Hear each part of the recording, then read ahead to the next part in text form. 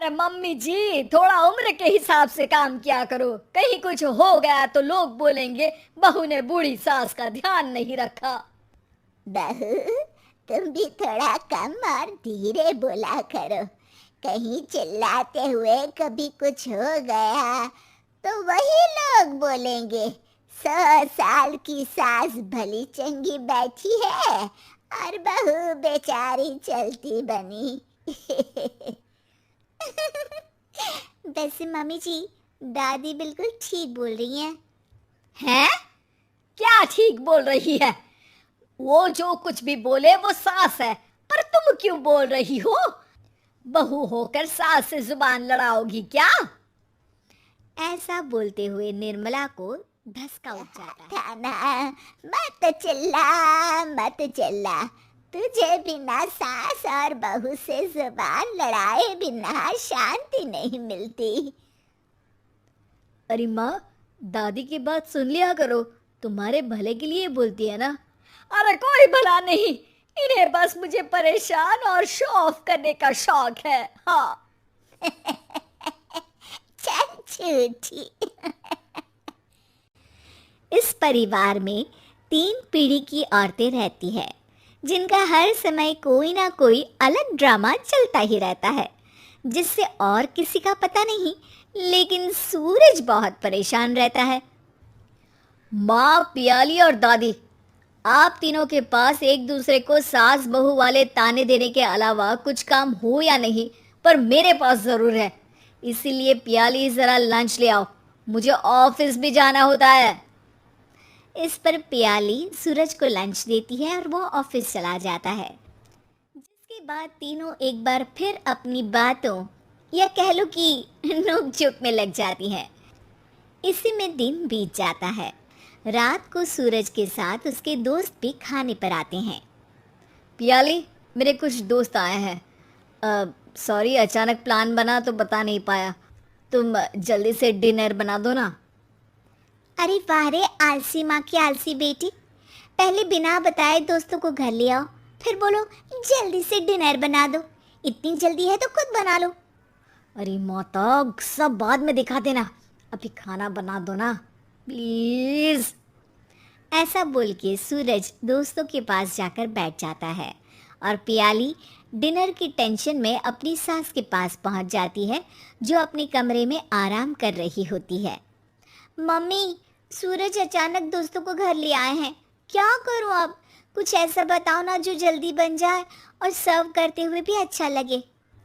अरे रेस्टोरेंट से मंगा ले, दोबारा परेशान मत करना, सोने दे मुझे। दादी सास भी वहां आ जाती है। वाह, आलसी का आइडिया भी उसी की तरह बेकार है। कोरोना में बाहर से खाना मंगाएंगे। बहू, तुम सो ही जाओ, वही काम अच्छे से कर सकती हो। चल पियाली, मैं बताती हूँ क्या करना है। इस पर दादी सास पियाली के साथ मिलकर सारे मेहमानों के लिए खाना बनाती है, जिससे उन्हें ज़्यादा मेहनत भी नहीं करनी पड़ती और सबका पेट भी भर जाता है। दादी के इस आइडिया से पियाली और सूरज बहुत इम्प्रेस हो जाते हैं। दादी, क्या यही खाना आपकी इस उम्र में इतना एक्टिव रहने और एंडलेस लाइफ का राज है? वैसे दादी ने आज तक राज किसी को बताया नहीं। इन्होंने ससुर जी तक को नहीं बताया, तभी तो वो ऊपर पहुंच गए और ये अभी तक यही है। तेरी सास मेरे ऊपर पहुंचने का ही इंतजार कर रही है, पर इस आलसी का ये सपना पूरा नहीं होने वाला। क्यों जी, अमर होने का वरदान लेकर आई हो क्या? अमर का पता नहीं, पर लगता है तुझसे लंबा जरूर जी लूंगी। इससे पहले कि दोनों सास बहू में कोई बहस शुरू होती, पियाली बीच में बोल पड़ती है। ठीक है, आप दोनों लड़ क्यों रही हैं? हम तो चाहते हैं कि आप दोनों हमारे साथ हमेशा रहें। पियाली की बातों पर दोनों शांत हो जाते हैं और उनकी लाइफ पहले जैसे चलने लगती है, जहां दादी सुबह जल्दी उठकर कुछ न कुछ काम करते हुए पूरा दिन बिताती है, तो वहीं निर्मला और पियाली लेट उठने से लेकर धीरे धीरे आलस में काम करना और जब मर्जी सो जाने से अपना दिन बिताती सहेली उनके घर आती है।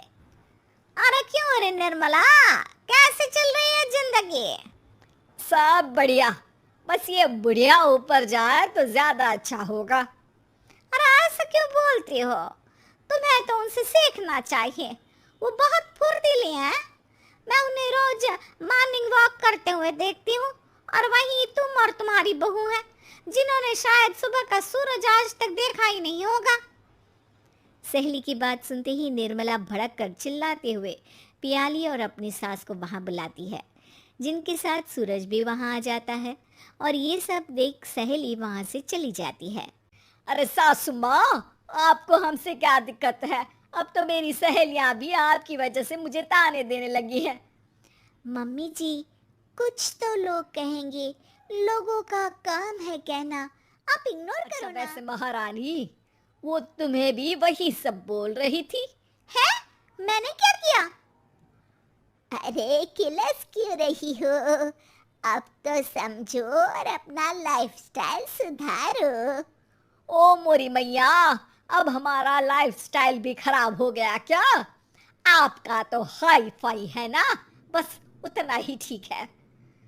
तुम लोग हमेशा पूछते हो ना कि मेरी इस उम्र और अभी भी इतने एक्टिव रहने का राज क्या है, तो वो ये लाइफ स्टाइल ही है जिसे हाई फाई नहीं पर सिंपल कहते हैं। अब कहना क्या चाहती हो?